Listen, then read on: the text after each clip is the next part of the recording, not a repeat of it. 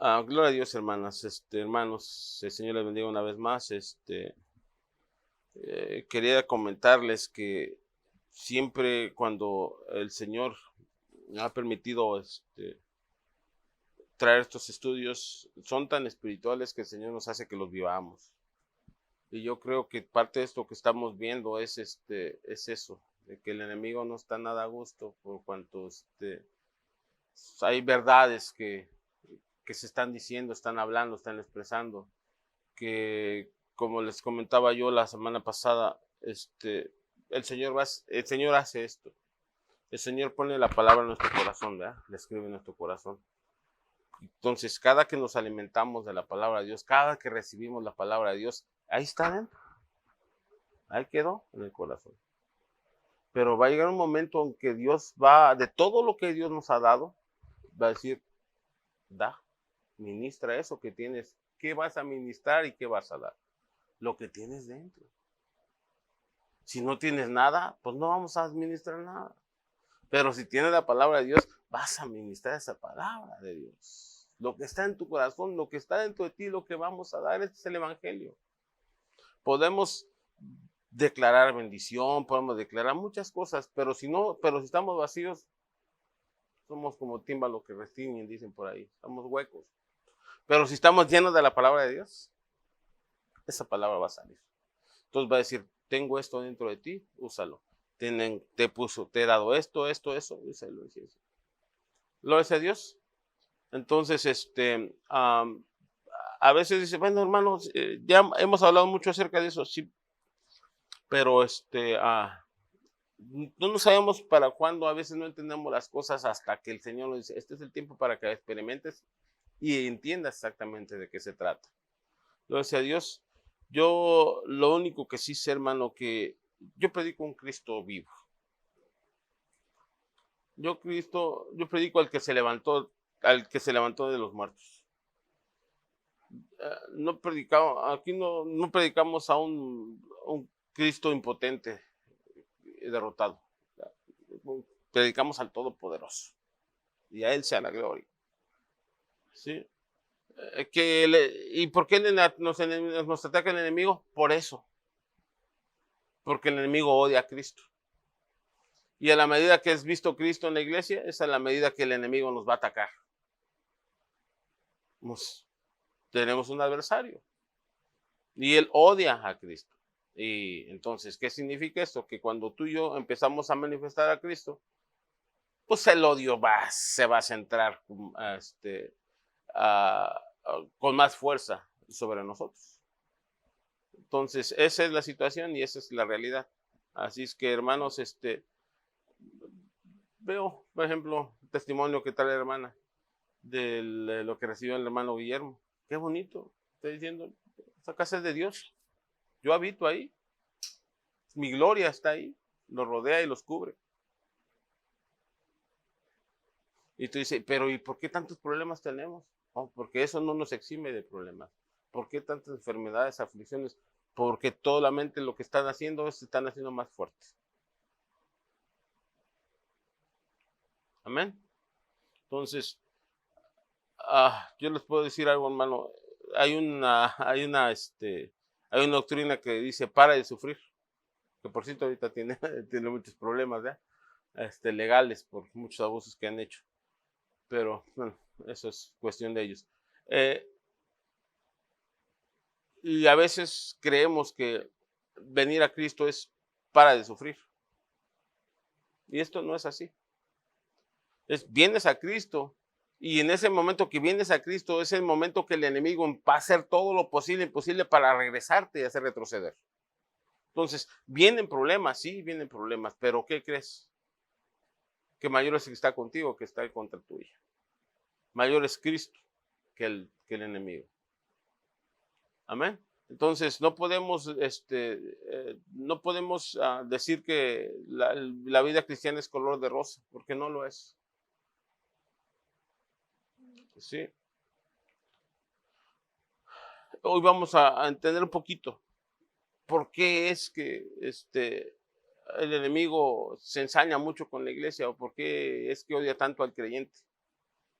Y lo único que sí les puedo lanzar es que quiere apagar la vida, quiere matar. El enemigo vino ¿a qué? A robar, matar y destruir. ¿Sí? Entonces, comprendamos que no lo hemos educado.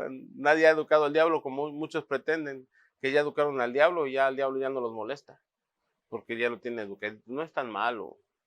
Bueno, así predican los satanistas. Dice que es más malo Dios que el diablo. Me reprende el enemigo.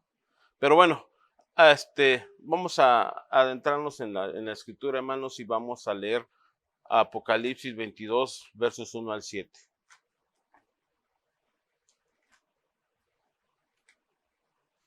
Leemos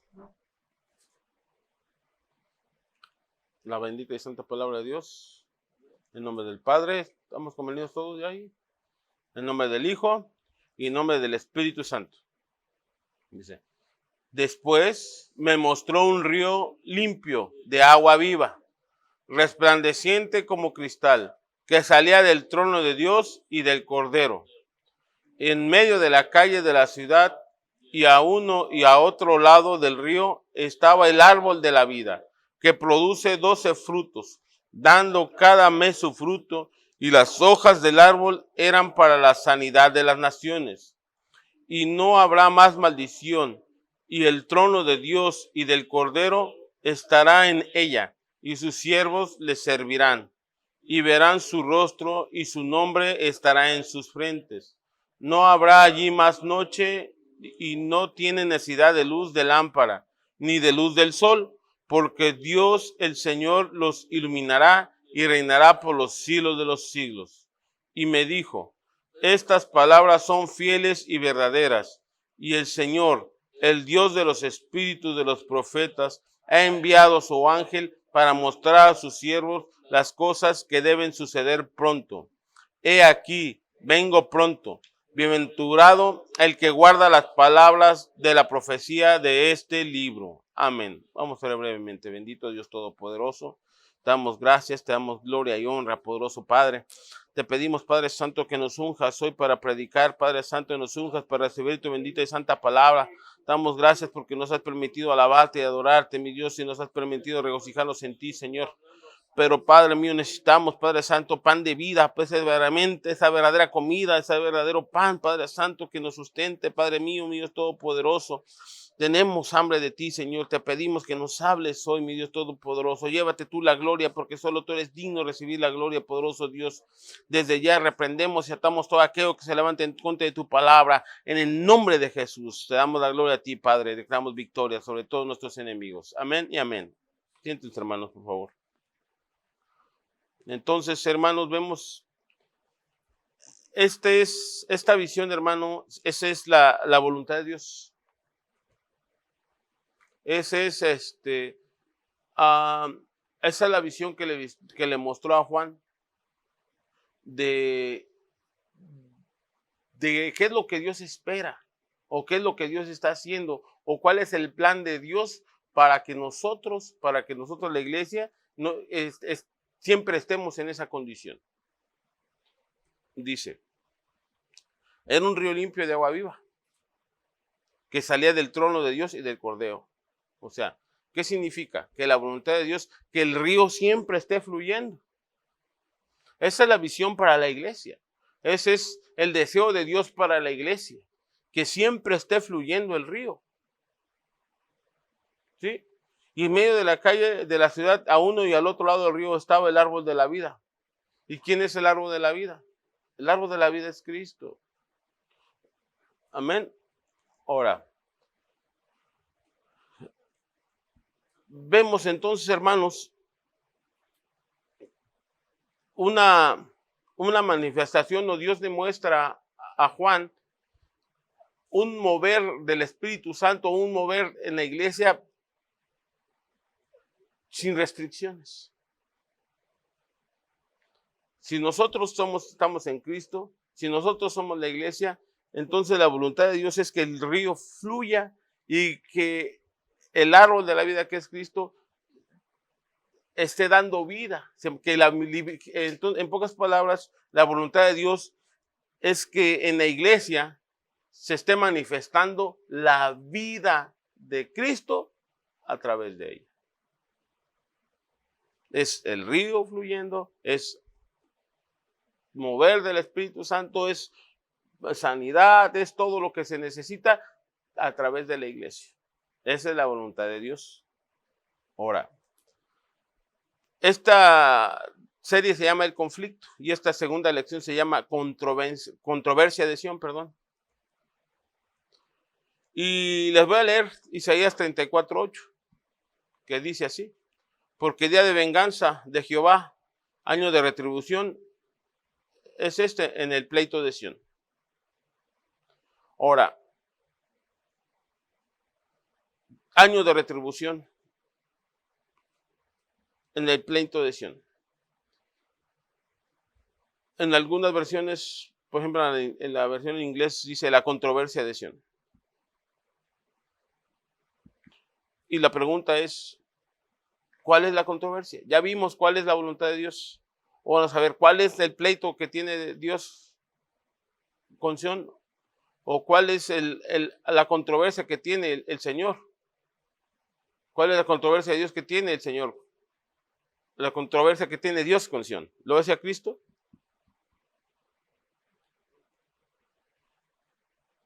¿O cuál es el pleito o la batalla que tiene Dios por la vida de Sión? ¿Quién es Sión? Los que hemos nacido espiritualmente somos la Sión de Dios, somos el pueblo de Dios. Amén, gloria a Cristo, es la iglesia. Vimos en nuestra primera lección que Dios busca el testimonio de Cristo en la iglesia, el testimonio de vida. ¿Sí recuerdan, verdad? Entonces, después de que la iglesia es llamada a que seamos testigos fieles y representar al Señor Jesucristo, nos encontramos con que muchos o muchas congregaciones o muchas iglesias, por decir así, están representando mal al Señor Jesucristo. Están haciendo una mala representación de Cristo. ¿Por qué? Porque no está Cristo vivo ahí. No se manifiesta Cristo. Y el Señor, acordémonos que le dijo a las 7 iglesias que están en Asia, que tienes todo esto que está bien contra, porque como Dios es un Dios justo, Él reconoció sus virtudes, sus cosas buenas. Tienes esto que es bueno, esto que es bueno, pero encontramos que de las 7 a 5 de ellas les reprende y les recrimina algo que ya no le gustó. Y entonces vimos que el Señor les da oportunidad de que se arrepientan y que se vuelvan al estado original, o que se conviertan o que reconozcan de dónde se han caído. Por ejemplo, lo que le dice a Éfeso, que se arrepientan y que se vuelvan a su primer amor, que se vuelvan al estado original. Entonces, si nosotros somos la iglesia del Señor Jesucristo, nosotros tenemos que ponernos en la balanza y tenemos que ver qué condición estamos para que nosotros, con la ayuda del Espíritu Santo, nos corrijamos y empecemos a hacer las primeras obras, como le dijo el Señor a Éfeso. Amén. Entonces, ¿por qué? Porque les da una advertencia, porque si no te arrepintieres, quito mi candelero de su lugar. Y según lo que leímos en Apocalipsis 1 y 2, dice que ¿cuál es qué significaba el candelero? La iglesia que alumbra. Entonces, reconocimos que cuando el candelero para alumbrar necesitaba aceite, y cuando se desconectaba del aceite, tarde o temprano esas lámparas se iban a apagar. Entonces, ¿cuán importante era mantenerlos pegados al aceite, o cuán importante es mantenerlos pegados al aceite para que esa flama o esa luz no se apague? Entonces, al Señor darle la advertencia a la iglesia de que si no se arrepiente o si no se corrige va a quitar su candelero, eso significa que no importa que tengas grandes obras, y le estaba diciendo, le estaba reconociendo que tenía obras grandes, que era celoso, que todas sus virtudes le reconoció el Señor. ¿Sí? Pero no se hizo como que no vio. Y le mostró a cada una de esas iglesias, les reconoció, o sí puede decir reconoció, sus virtudes, pero también sus faltas.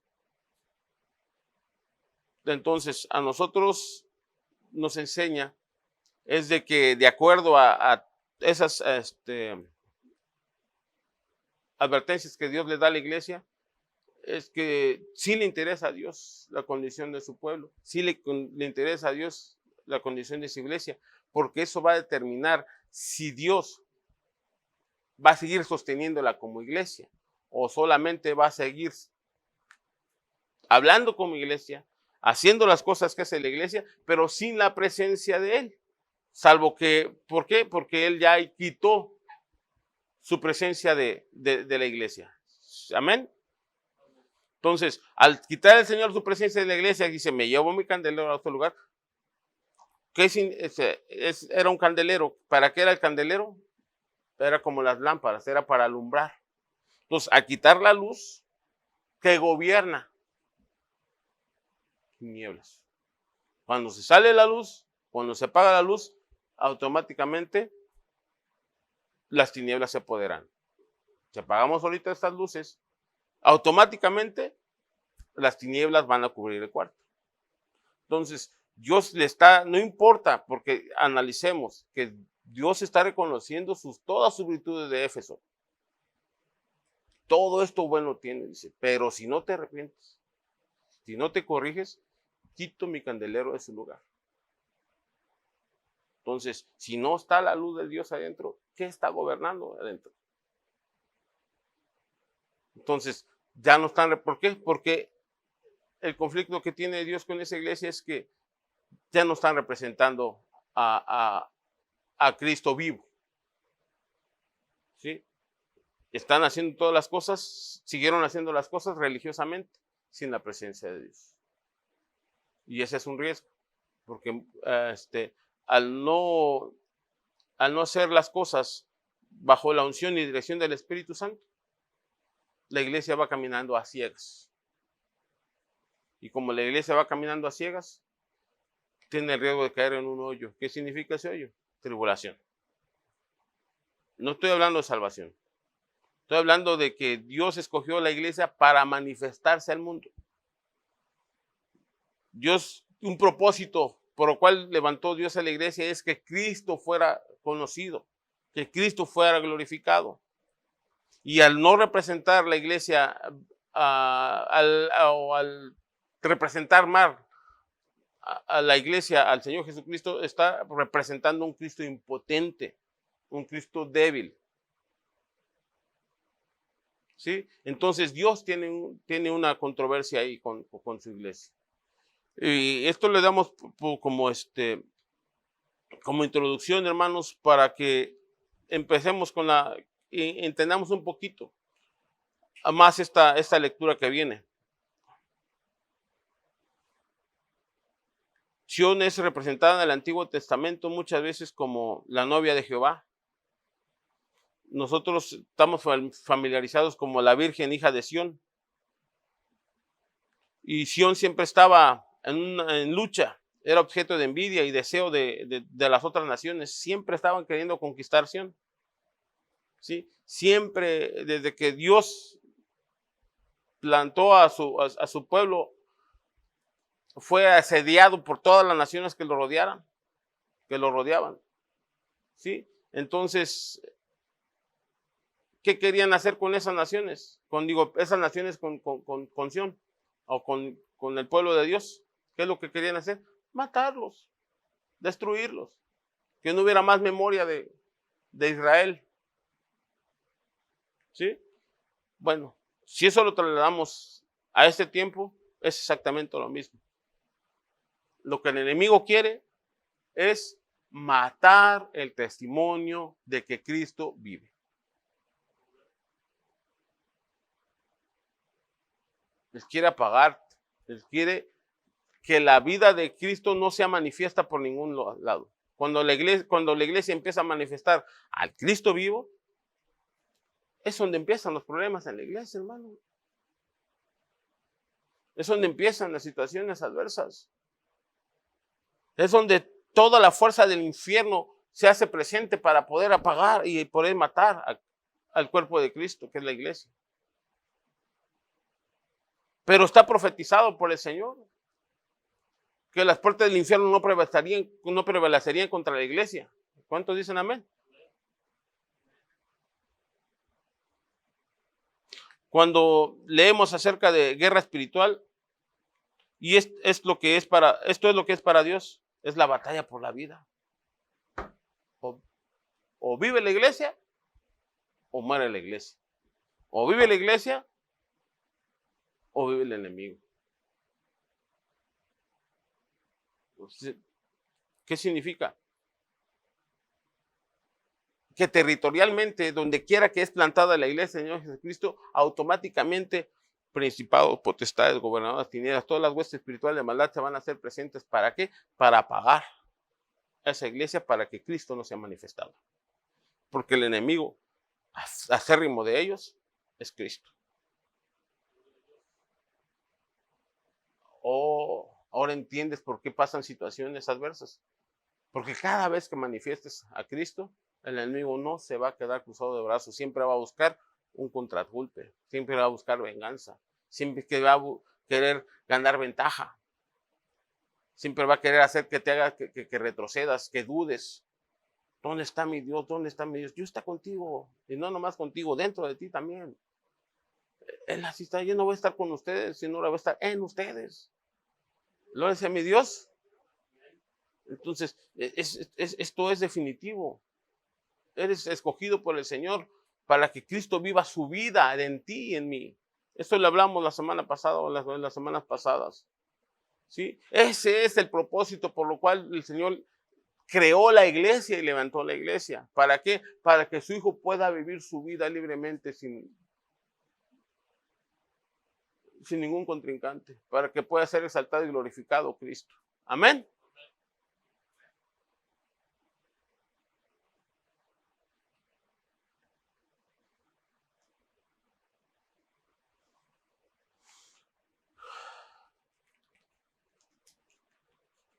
En Apocalipsis 21:9 leemos que la visión del apóstol Juan dice: vino entonces a mí uno de los 7 ángeles que tenían las 7 copas llenas de las 7 plagas postreras y habló conmigo diciendo: ven acá, yo te mostraré la desposada, a la esposa del Cordero.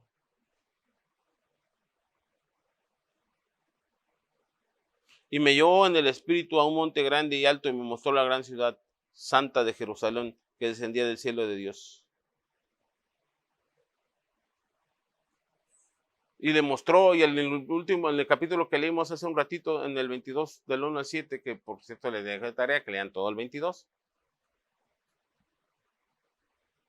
le muestra cómo es esa ciudad que tiene el árbol de la vida y en medio del árbol de la vida fluye el río y el árbol de la vida está en medio de la ciudad. ¿Dónde sea Cristo? Lo central en esa ciudad, ¿qué era? ¿Qué es lo que primero que vio Juan? ¿Qué es lo primero que le mostraron? Al árbol de la vida. ¿En dónde? En medio de la ciudad.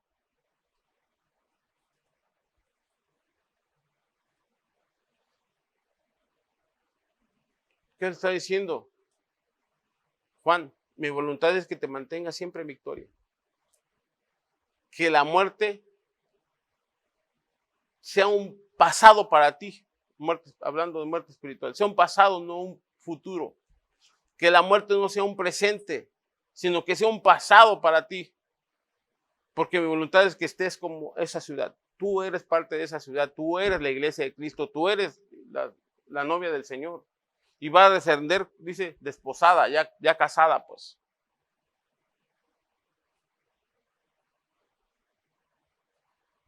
Y la voluntad de Dios es que tú manifiestes que la vida ha vencido a la muerte. ¿Cómo?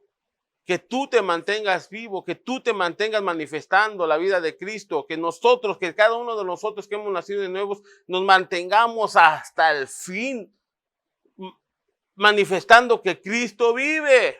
¿Y cómo va a ser eso? Mantente vivo espiritualmente. No permitas que los ataques de la muerte espiritual tengan efecto contra ti.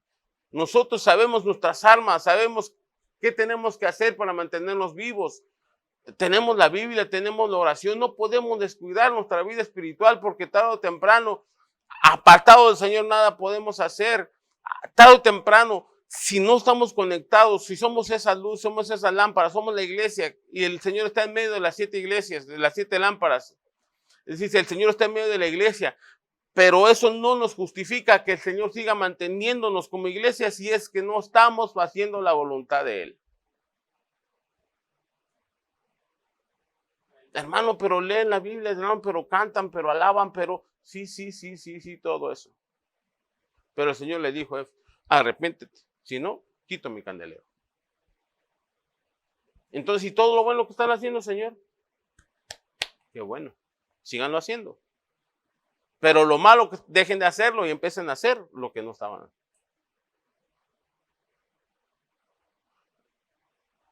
¿Sí me doy a entender, verdad?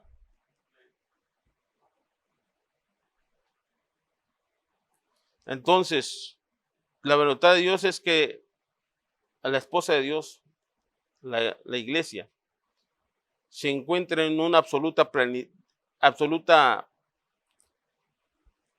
situación,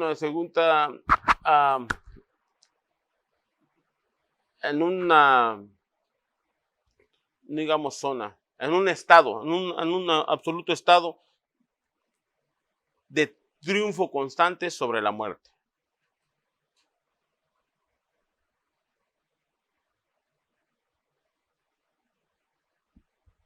Y cuando eso no pasa, cuando algo contrario a lo que Dios ha determinado que pase en la iglesia está pasando, es donde Dios empieza su controversia contra todo aquello que está ocasionando la muerte espiritual o la muerte dentro de la iglesia. En el principio, en Génesis,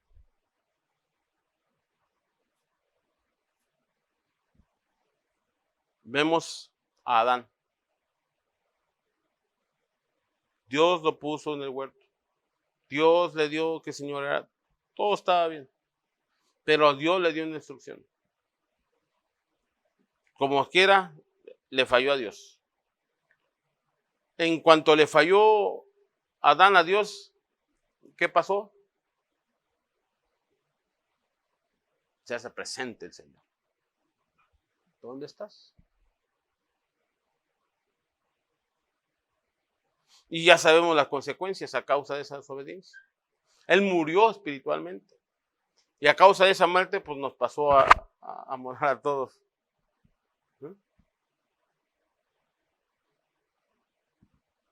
Entonces Dios se manifiesta y Dios empieza una controversia o un pleito en contra de Sión a causa de cuando se manifiesta la muerte. Si Adán no hubiera desobedecido a Dios, porque claramente fue la advertencia de Dios, el día que comas de este árbol, de este fruto de este árbol, ese día ciertamente morirás. La serpiente astuta le dijo, no van a morir, van a ser como Dios. Y la codicia es la más que pudo más que la obediencia a Dios. ¿Sí? Y no murieron físicamente, pero sí murieron. Bueno, entró la muerte física, sí, Pero en ese día no murieron físicamente, pero murieron espiritualmente, porque ¿qué le dijo? Lo sacó y puso un querubín vaciándose por el huerto, donde ya nomás iba con una espada encendida, donde ya no iba a poder entrar Adán. Entonces, murió espiritualmente. Dios se manifestó ahí. En cuanto vio o en cuanto hay una situación de muerte, Dios se hace presente para recriminar por qué está pasando esto. ¿Por qué permitiste esto? Y es lo mismo que vemos con el Señor Jesucristo cuando dice a la iglesia, mira, todo esto bueno hiciste. Tal vez no nos tiene mucho, no nos da mucha referencia en el Génesis de qué es lo que hizo Adán en el tiempo que estuvo en el huerto. Pero sí sabemos que él le dio una comisión Dios de ponerle nombre a los animales, por ejemplo, que cuidara el huerto. También Dios le dio trabajo, le dio comisión. ¿Cuánto tiempo lo hizo bien? No lo sabemos. Pero eso no lo eximió, porque bien le hubiera dicho Adán, Señor, y todo lo bueno que hice antes, todo lo que te obedecí antes, porque era nomás por una desobediencia me sacas. El punto es que se murió espiritualmente, porque desobedeció a Dios y empezó a obedecer al enemigo. Entonces, cuando hay una situación de muerte espiritual, Dios se hace presente. Después, seguimos.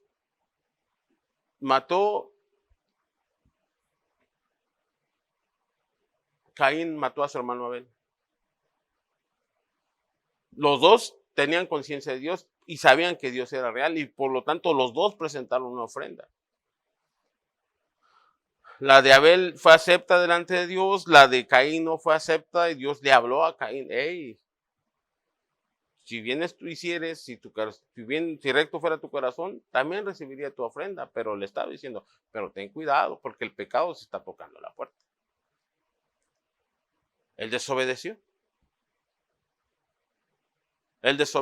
Y como desobedeció, pues dejó que el enemigo llenara su corazón. Entonces preparó un asesinato, un homicidio, y lo llevó a cabo. ¿Y a quién mató? A su hermano. ¿Y qué pasó cuando mató Caín a su hermano? Se presenta Dios una vez más. ¿Dónde estás? ¿Dónde está tu hermano? Que yo soy nana de mi hermano, así parafraseando. ¿Sí? Su sangre clama justicia delante de Dios. ¿Por qué su sangre? Porque la vida está en la sangre.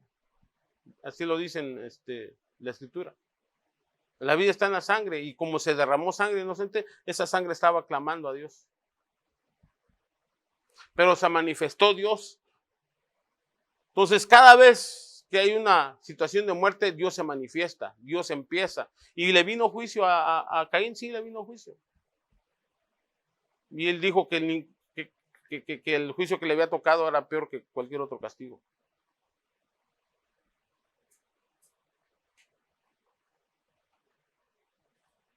Entonces, es lo mismo que vemos en Apocalipsis, cuando Dios le habla a las 7 iglesias de Asia.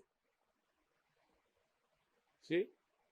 Porque Caín le había dicho, sí, pero yo te ofrecí, pero esto, pero tú no has aceptado, pero muchas cosas. Yo reconozco que tú eres Dios. Seamos justos con Caín. Él sabía que había Dios. Si no hubiese sabido que había un Dios, si no hubiese creído en ese Dios, no hubiese presentado ofrenda a Dios.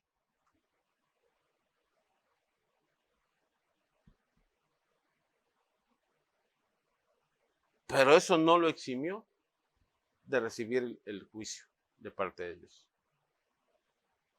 Así que, actualmente, el buen juez por su casa empieza. Y la iglesia, el Señor, la va a corregir. Que sí. Y el que quiera, bendito sea Dios. Pero el que no quiera, a un ladito más. Pero al rato que llegue la gran tribulación, no estén, Señor, ni modo, no quisiste corregirte. El problema no va a ser mío, el problema va a ser de lo que ellos se quedan. Entonces, yo lo que quiero, hermanos, que tengamos en cuenta que la escuela de Cristo lo que está haciendo Dios con nosotros no es como otras escuelas bíblicas, hermanos. Esta es una escuela de la vida. Esta escuela es para convertirte en lo que vas a predicar. Podemos aprender mucha teología, pero teológicamente no podemos conocer a Dios. Tenemos que tener un encuentro personal, tenemos que vivir una vida espiritual. Debemos estar conectados a la vida en todo tiempo.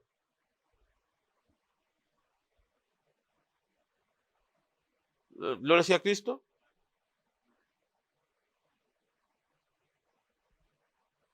Cuando en el Nuevo Testamento hablamos acerca de Dios, o habla acerca de Dios, siempre lo identifican como el Dios que levantó a Jesucristo de entre los muertos.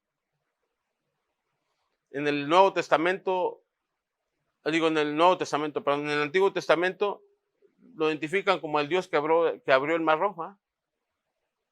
El Dios que abrió el Mar Rojo, pues el Dios de Israel. Y ahora venimos, el Dios que levantó a Jesucristo de entre los muertos, el mismo Dios de Israel. Entonces Cristo está vivo o está muerto. Está vivo, el Señor lo levantó entre los muertos. Entonces significa que la muerte ya fue un pasado. Él se presenta en Apocalipsis 1, he aquí el que estuvo muerto, mas sí que vivo, y tengo las llaves de la muerte y la Hades. ¿Qué significa? Que nunca más va a haber muerte sobre mí. Entonces Dios está produciendo en nosotros, o quiere producir en nosotros, eso mismo que es Cristo. Lo que es Cristo, así debemos ser nosotros. Lo que es Cristo, así debe ser la iglesia. Debe ser un testimonio de triunfo constante sobre la muerte.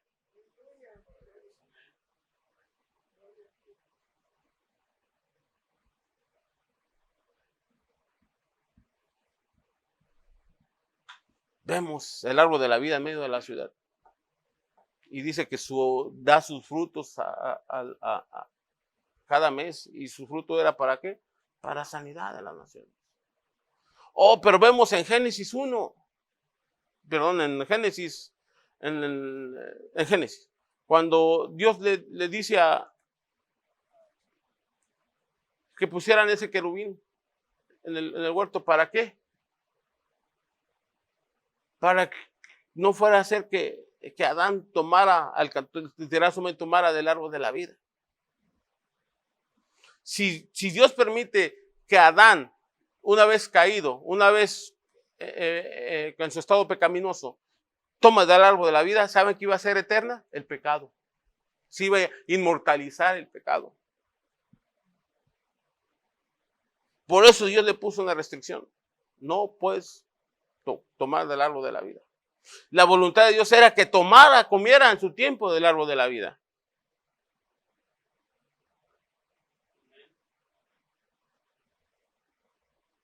Pero si lo hubiera hecho una vez caído, hubieran hecho el pecado eterno.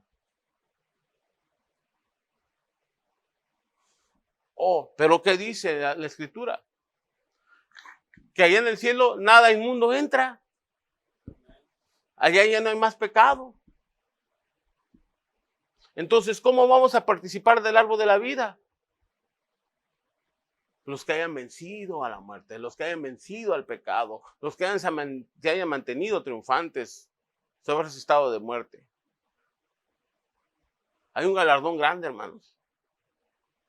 Y es que todos participemos de ese árbol.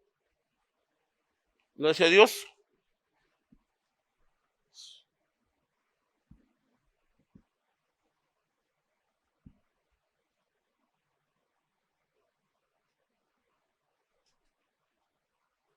Ahora, ¿a quiénes Dios le va a dar esa vida eterna? Porque está el huerto, está el árbol, perdón, en medio de la ciudad. Ya está el río de agua cristalina y ahí está el árbol.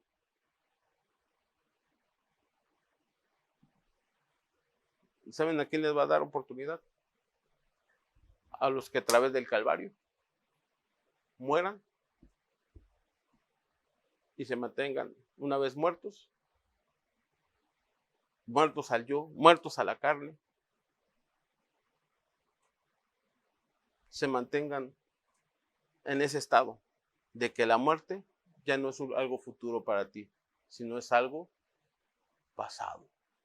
Que la muerte espiritual ya no se va a señorar sobre ti, sino que tú te vas a mantener de gloria en gloria y de victoria en victoria.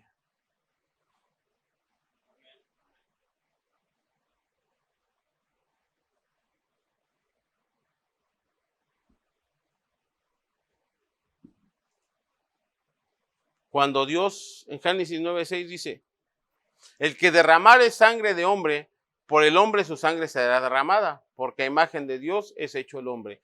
¿Qué significa eso? O que el que muera tiene consecuencias. O el que produzca muerte, lo que cause la muerte, su consecuencia va a ser muerte. O, ¿qué significa?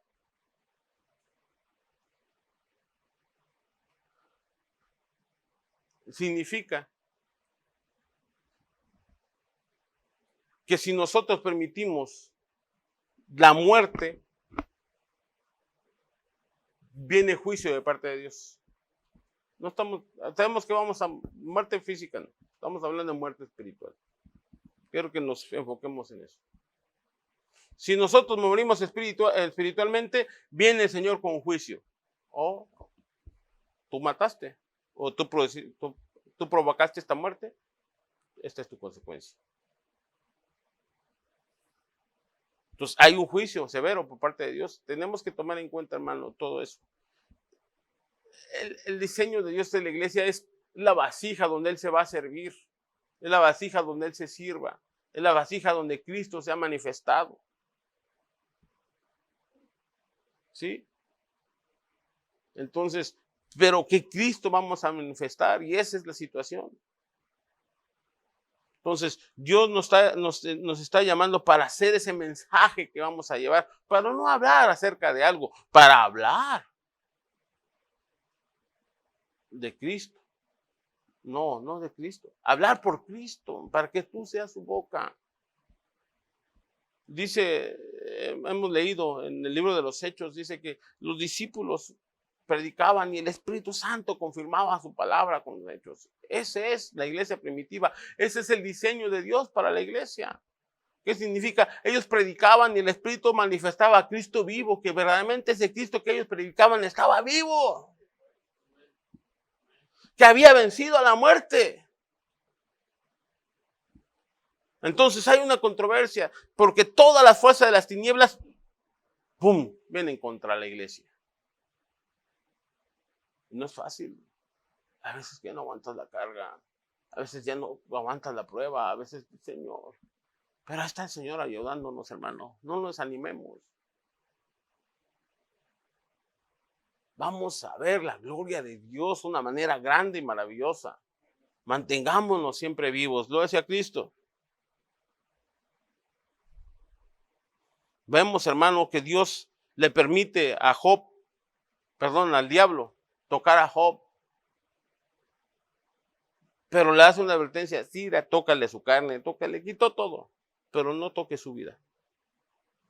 Porque Dios es celoso de la vida. Dios se manifiesta y es celoso de la vida de Cristo. Entonces, cuando deja de manifestarse la vida de Cristo en la iglesia, Dios hace presente, pero no para aplaudirnos. Dios se hace presente, pero no para festejarnos, sino para recriminar y reclamar por qué permitiste esa muerte.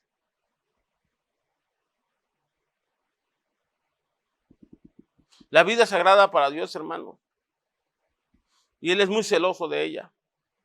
Hermanos, ¿el hombre va a ser poseído por esa vida o no? Vamos a ser poseídos por la vida de Dios, por la vida eterna. Y si es eterna, es que no va a morir.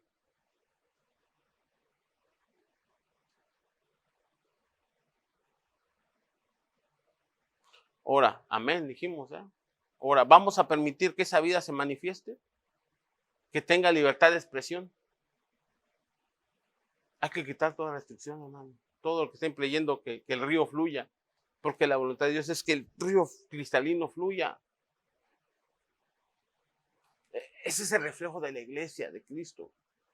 Ese es el reflejo de la voluntad de Dios para la iglesia. Mira, ahí Cristo es el Señor. Debe haber vida, porque todos los frutos eran para traer vida, para traer sanidad. Y el agua, pues, el agua trae vida. Si no tomamos agua, nos morimos. No sea Dios.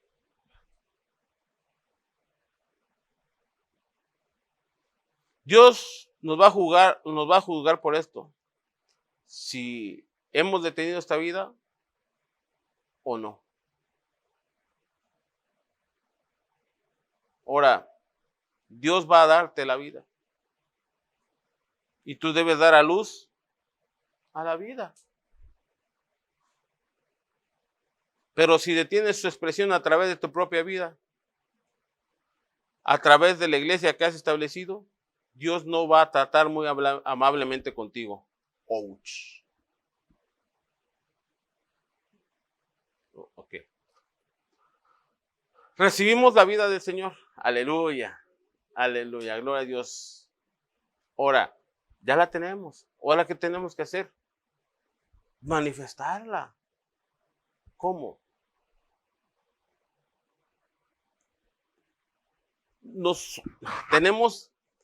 Haz de cuenta que cuando el Señor Jesucristo nació, fue engendrado en María, fue de una manera milagrosa.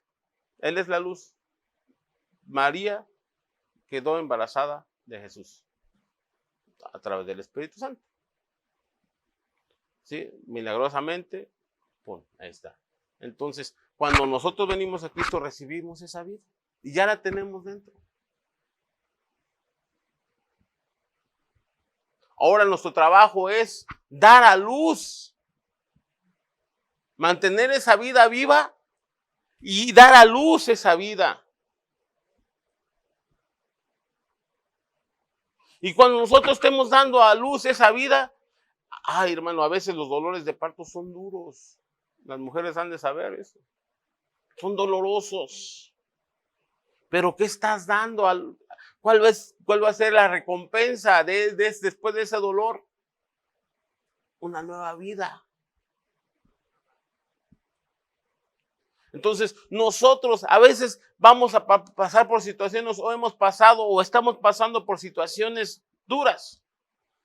Y Dios lo está permitiendo con un propósito de que después de ese dolor manifiestes o de esa luz la vida de Cristo.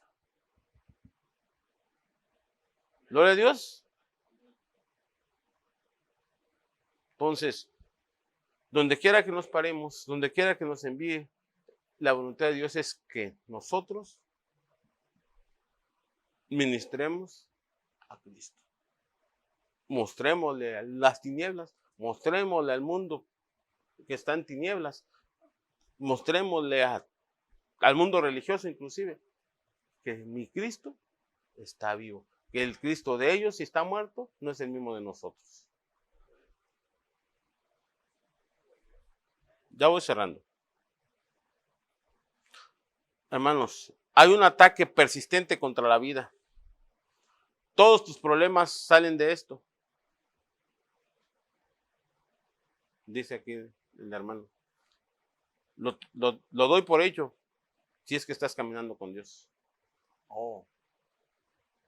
Caminar con Dios, ¿qué cuesta?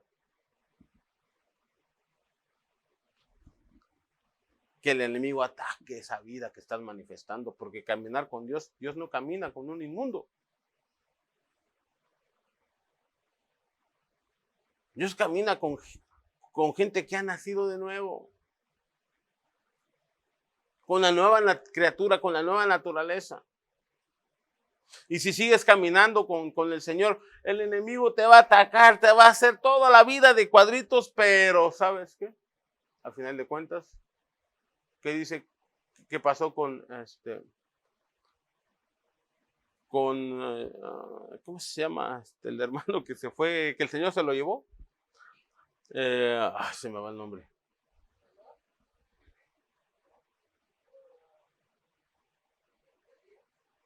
No, el del Antiguo Testamento de antes de Génesis, en Génesis. Enoc, perdón, sí, se llama Enoc. ¿Qué pasó con Enoc? Caminó con Dios. Y dijo el Señor, la vida no se va a señorar sobre ti, Enoc. Vente. Se lo llevo. Pues es lo mismo. Dios no ha cambiado. Estamos diferentes dispensaciones, diferente trato. Pero si nosotros caminamos con Dios, la vida va a triunfar sobre la muerte. ¿Qué significa? Que el Señor ha determinado todos los ataques que vengan contra tu vida no van a prevalecer. Porque para ti la muerte espiritual es algo del pasado, no del futuro. Entonces Dios quiere que la muerte espiritual en ti, en mí, sea algo del pasado. Es lo que está produciendo y por eso Dios trata a veces tan terrible, tan severamente con nosotros.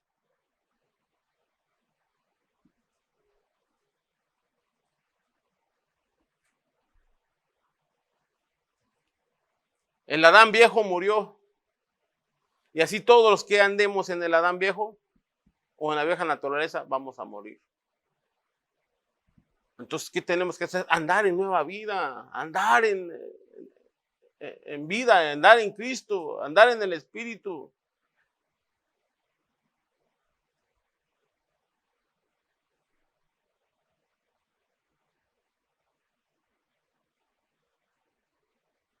El Señor Jesús en su nacimiento, cuando nació el Señor Jesús, ¿cuál fue el ataque? ¿Qué intentó el diablo? Matarlo. De ahí pasaron muchos años, hermanos, hasta que tuvo esa experiencia en el desierto. ¿Y por qué tuvo esa experiencia en el desierto? ¿Por qué llegó el enemigo a tocar al Señor Jesucristo, a tentarlo? Para matarlo espiritualmente, como lo hizo con el primer Adán. Dijo, así le hice con el primer Adán, le voy a presentar la codicia. Y este va a caer igual que el primero. Una vez muerto, otra vez tiene el control del diablo, hermano. Muerto espiritualmente. Esa era toda la intención. Y esa es toda la intención, hermano. La intención no es que la iglesia desaparezca, sino que no haya memoria del nombre del Señor en medio de ella. Si la voluntad es que no hubiera iglesias, hermano, no hubiera ninguna iglesia. Sabemos que la iglesia tradicional, ¿cuántos siglos lleva?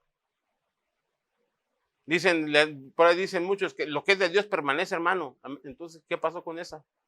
¿Cuántos siglos lleva? ¿Qué pasó con los testigos de Javier? ¿Cuántos siglos llevan? Y así buscamos más. ¿Qué pasó con los musulmanes? ¿Cuántos siglos llevan?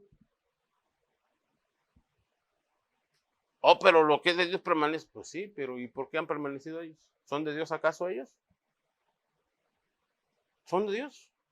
Claro que no. Están muertos espirituales. Pero eso no los molesta al diablo. Entonces, perdón, hermano, a veces dice, hermano, tiene celo, no, tiene odio, tiene rencor. Yo no tengo nada de eso. Tengo celo por mi Señor. Amén. Pero hay muchas iglesias evangélicas que están en esa condición. De espiritualmente se han muerto hace varios años. Porque llegó el Señor y les dijo, si no te arrepientes, quita mi candelero de su lugar. Pero como ellos ignoran la voz del Espíritu Santo, ni la conocen, o tal vez la conocieron, pero ya la desconocen. Dijeron, no, ¿tú quién eres? Dios, su vaso preparado, forjado, consagrado, hablando, predicando, profetizando, sentadito. Hermano, usted no tiene derecho a hablar. Aquí, mire, ellos están ordenados para hablar. Usted no, callado. Pero tengo palabra del Señor, pero el Señor, no, no y no. Ok, Entonces, ¿no te quisiste arrepentir? Me llevo mi candelero de ese lugar. Pero no le dijo, ya no van a cantar, ya no van a predicar, no le dijo nada de eso el Señor. Solamente le dijo, me llevo mi candelero, me llevo la luz, me llevo mi presencia. Entonces, ¿qué van a hacer? Religiosos. Entonces, es lo que Dios está evitando en nosotros, convertirnos en unos religiosos.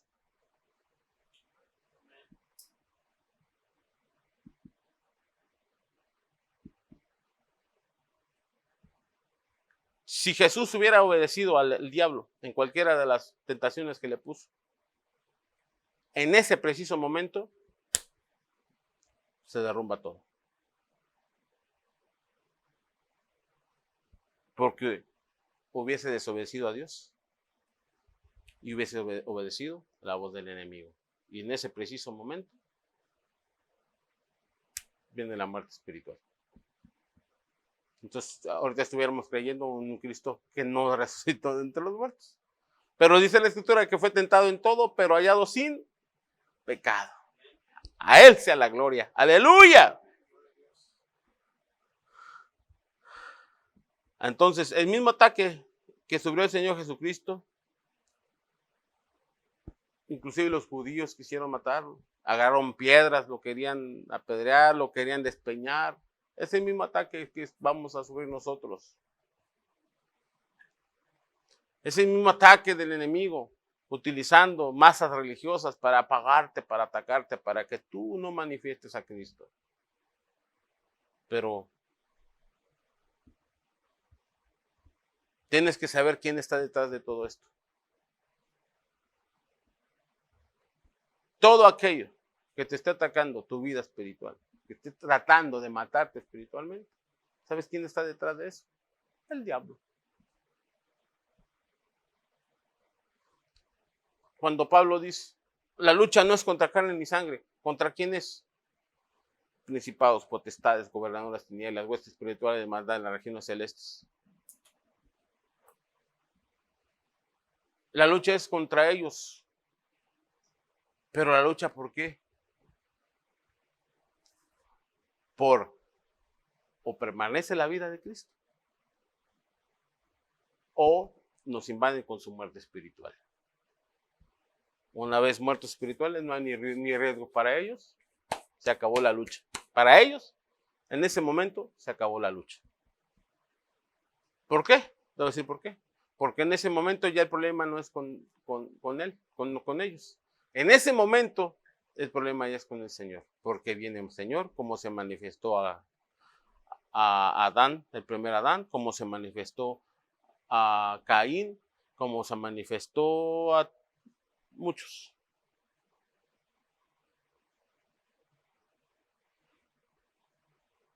Reclamando. Tengo este problema contigo. Muerte. Lo hace Dios. Pero, y la pregunta con esto cierro. ¿Vas a permitir que Cristo viva? ¿O vas a hacer solo una sociedad de debate? Debatamos acerca de Cristo.